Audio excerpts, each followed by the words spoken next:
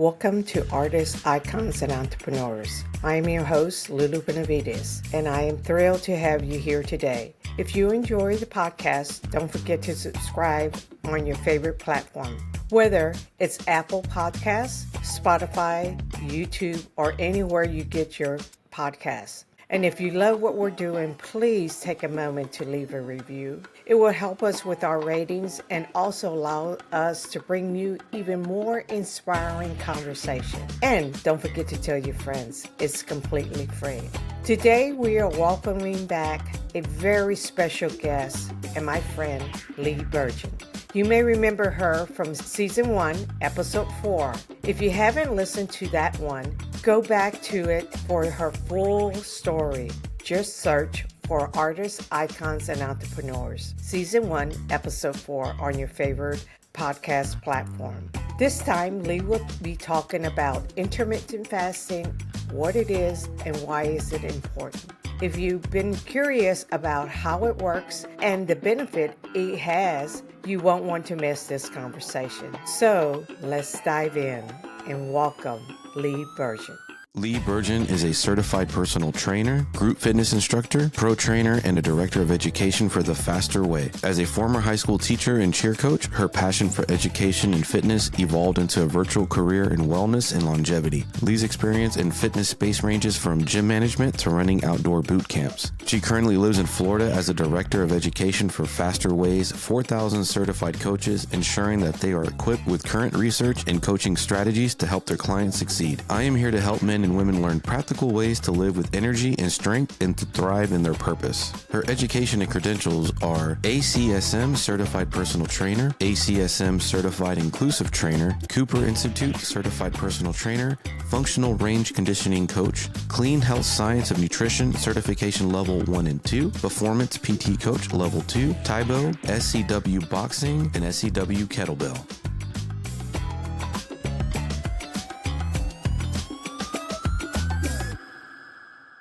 It is. That's how it's supposed to be presented. So it's a comprehensive education for people to learn all the things that someone will tell them to do one time in their life. Someone will tell you to fast, and that intermittent fasting is great. And so you need some help on how and why to do that. Someone's going to tell you it's bad. And you're going to go, what is it? Is it good or is it bad? And why? So I'm here to educate people on why intermittent fasting is natural. Okay, don't eat in the dark. That's it. Good after 1 o'clock. We know this. So don't eat in the dark. That's really all it is. Can you make it 7 to 7, 8 to 8, 10 to 10? I tell my girls in college, I'm like, their last cocktail, if it's at 3 a.m., we'll see you at 3, the next day, 3 p.m. Just get 12 hours. What are macros? Who cares? Like, what are we doing? Are we counting points? Are we counting calories? Especially in our generation. Our generation, we were doing great with a martini and a cigarette until we hit the 2000s. Don't knock that too much, okay? Right. So we just didn't know that we could feel better and that food could make you feel better. And by the time we realized it, we're like, oh, it's too late. And how do we turn that around? So it's education. And I picture the macros like, your money budget. If you've got, this is how much you're supposed to have. And this much goes to your bills. This much goes to your partying. And this much goes to savings. And if you spend all your money in the partying, well, that's great. You don't have room to do these other things, or vice versa, whatever. Mm-hmm. The macros, each one has a purpose. One is going to help you have structural integrity, be strong. One's going to give you energy, and one's going to support your hormones. That's your three wheels. Energy, muscle, and hormone balance. What are they going to be? And so which one is which? So once you know, I need energy, what is going to give me energy? If we just talked about that, we're not even talking about, hey, girl, have a banana, right? So there's some energy. That's a carbohydrate. Okay, man, I'm sore all the time. I'm doing these workouts. I'm super sore. My hip hurts. I'm hungry all the time. Okay, you know what? Maybe you need a little bit more protein. So here, just have a shrimp. I don't know, have an egg. And then, man, I'm in menopause and I just am inflamed all the time. I don't know why.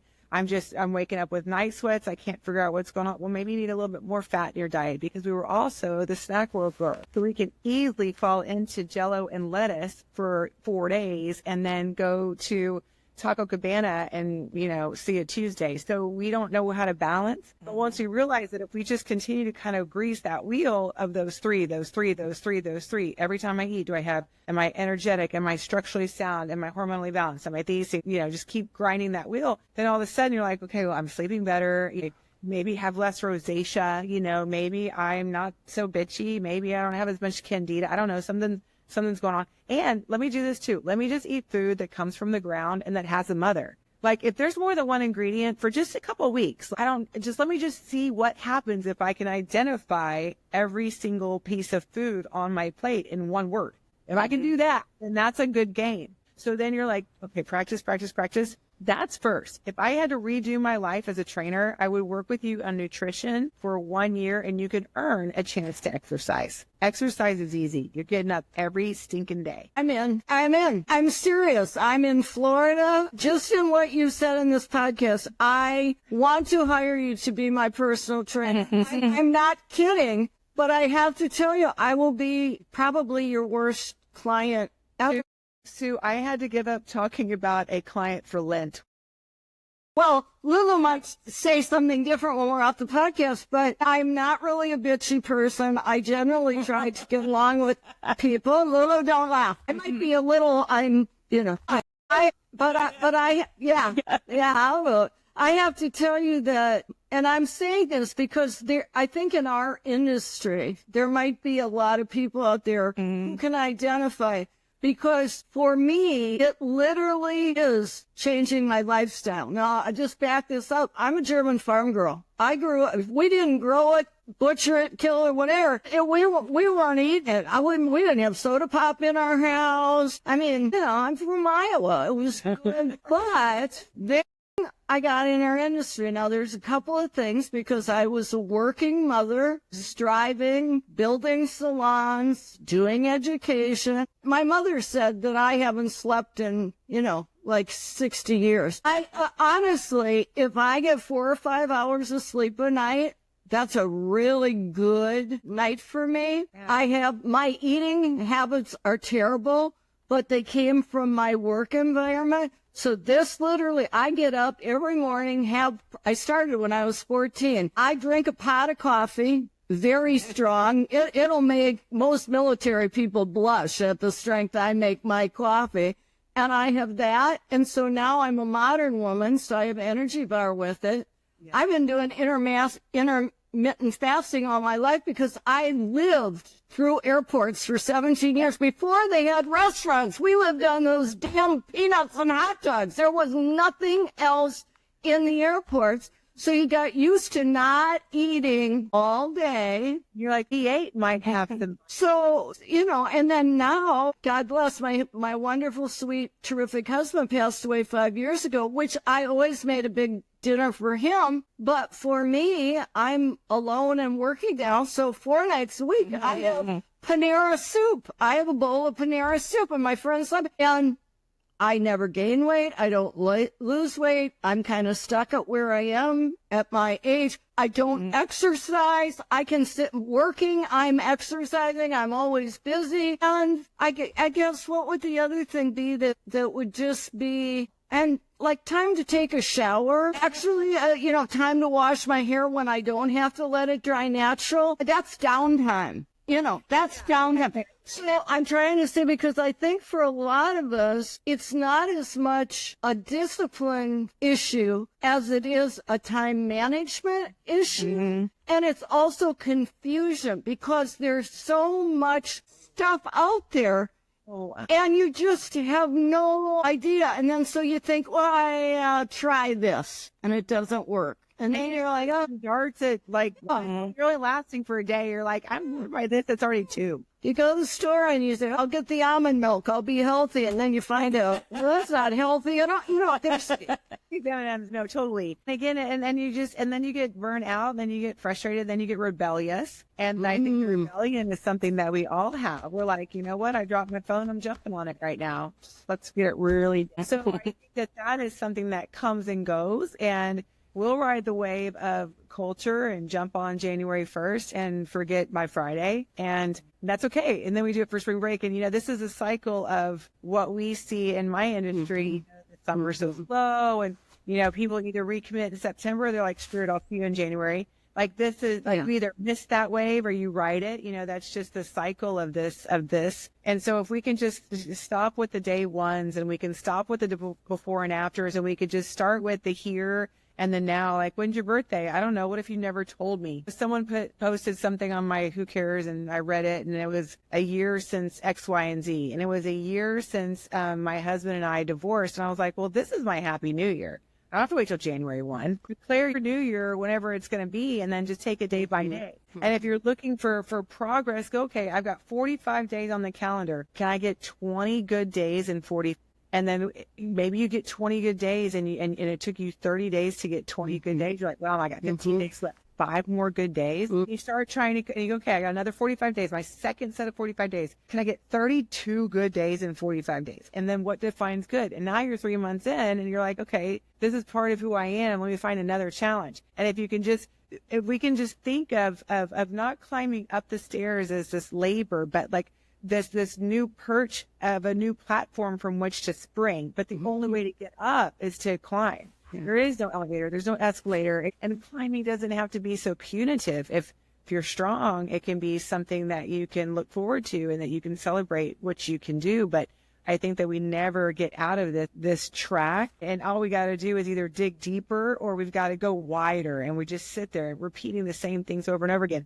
Now, we're not repeating the same mistakes in our life, because look at my business, look at my clients. Look, I'm not repeating the same mistakes. I'm and blowing and smoking. But at the same time, I don't know why it's always been so hard for us to blend the two together. I'd be like this if it wasn't my career. I think so. Yeah. And my motivation, again, was not to look a certain way. It was to feel a certain way. So finding out what it is that you want to feel like. And I work with this girl. I mean, yesterday, she's 23. She's like, help me stop eating sugar. I go, okay, well, let's just start by stopping.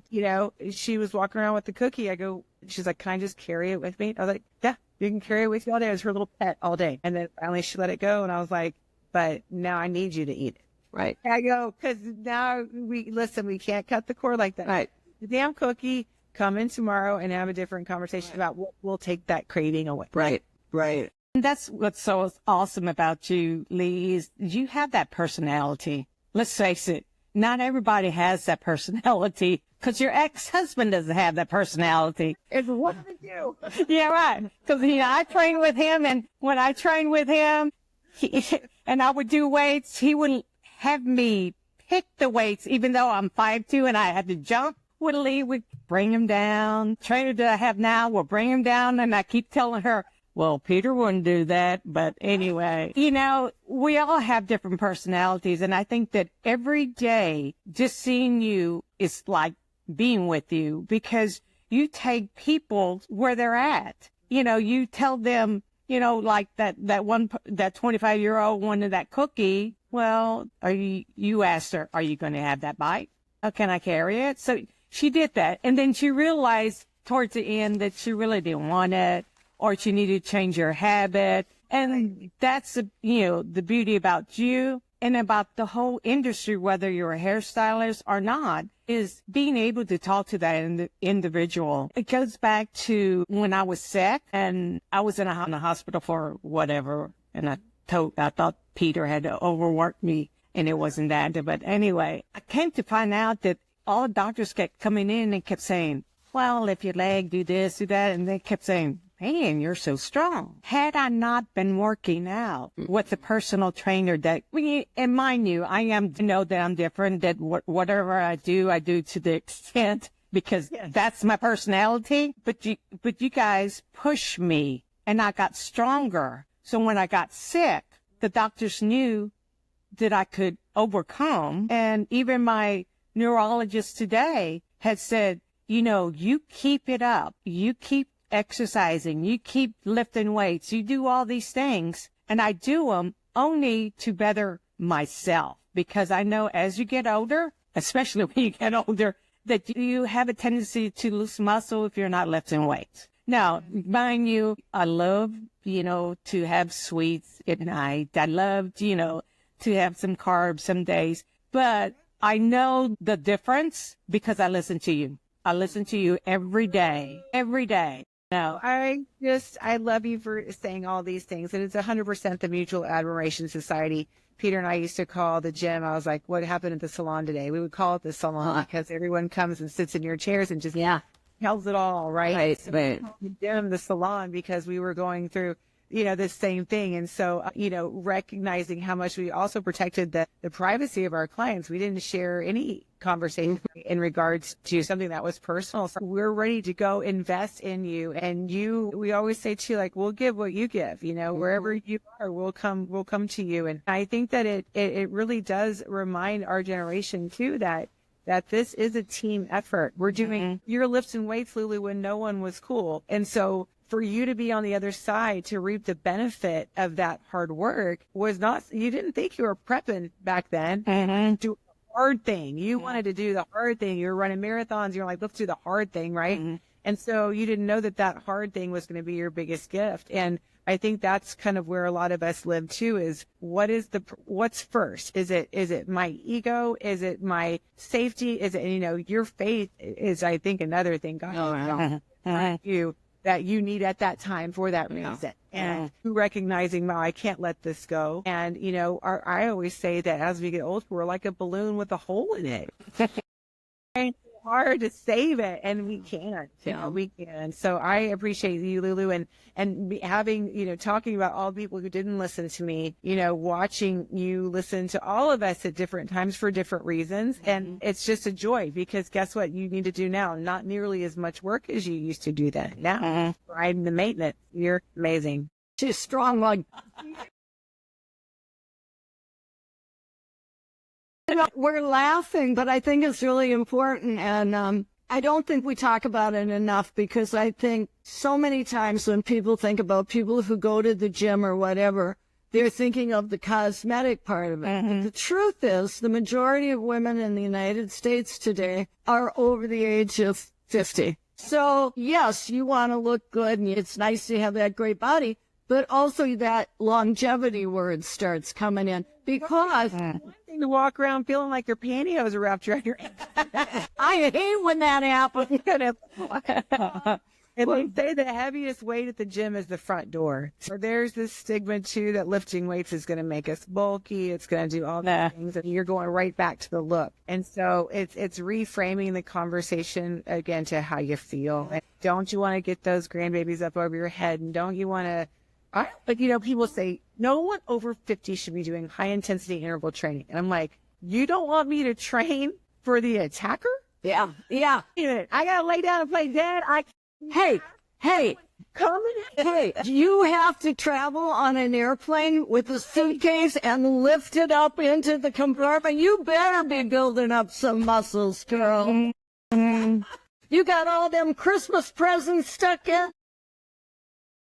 pounds that wouldn't get through. I think everyone needs to just know there's hope. You can start anytime, and recognizing what it is that doesn't need to go, but what more you can add. So instead of trying to think of removing things, let's see how many more good things we can pull in at the good time with all of these kinds of efforts and the positive words. I think that helps reframe us too. I think there's another component of that, if I may, that I don't think we talk enough about. Lulu and I are on the other side of 70, and we're both working and going. Now, we have to go at things a little differently. The reason I bring this up is I think, and my friends laugh when they have a birthday and I say this, 70 is the new 50. 50 is the new 40. And you just look at the number of women that are still working, who are active with their families, who are doing active things. Maybe they've worked really hard, they're retired, they live in a golf community, but they're golfing 4 days a week.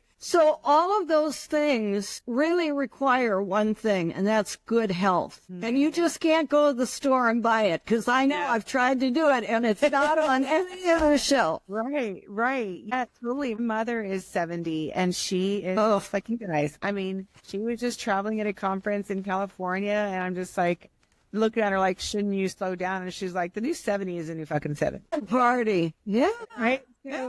And that's the thing too. Like, come on, keep up or catch up. And so I'm like, I'm just exhausted watching her, but she's not, because she's got that energy. And And you guys are doing it. You're doing it right now. You got nowhere. Your end isn't even close. Oh my! Like stuff to do and fun to have, you know, and legacies to leave and all of these things. So there's a lot of work to do. And right now, with the perspective of being the entrepreneur, being raised by an entrepreneur, being an entrepreneur myself, being around other entrepreneurs, like we just do all the time. And for me to come out here to work at this virtual company to contribute to the longevity of it, I'm not the boss. That's a whole different ballgame. I'm like, yeah, the bell ring. It's 5 o'clock right now. I can't live like that. It's just in you, and you guys all have it in you in some ways. I don't think we have to let go of the reins. We just have to kind of loosen our grip and put another thing in our hand. We can still do it. I just want to pick up on one thing you said again, because I think people miss this. So after all that had been going on in your life,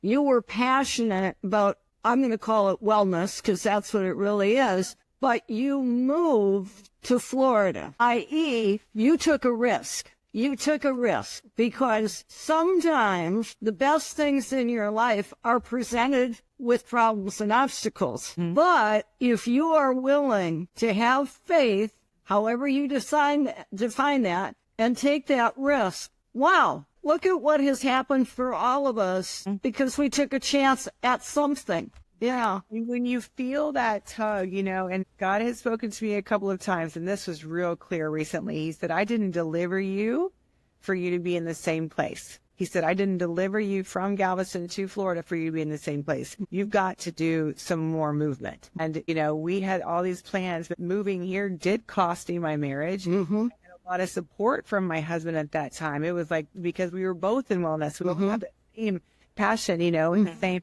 you know, but there's a lot of different nuances when you don't work for yourself and what kind of compromises you need to make. And when you see a thriving new brand new, I'm the oldest person in the building. I'm like, on 2 times, right? Only because I've been there, but no one's asking me. So I'm not coming, I'm not the boss, but being able to be around that youthful drive too is so freaking contagious. And it helps you remember what you still have and how you can support that new entrepreneur. And I think paying it forward to a new yeah, she drives a Rolls, a couple of them. I don't have the things that she does, but that's not why I'm here. I'm here to help make this impact, and whatever platform that I don't have enough of a reach with my hands cupped around my mouth, you know, I've got to find a bigger reach. I don't have the creativity, I don't have the insight, and that's not my skill set.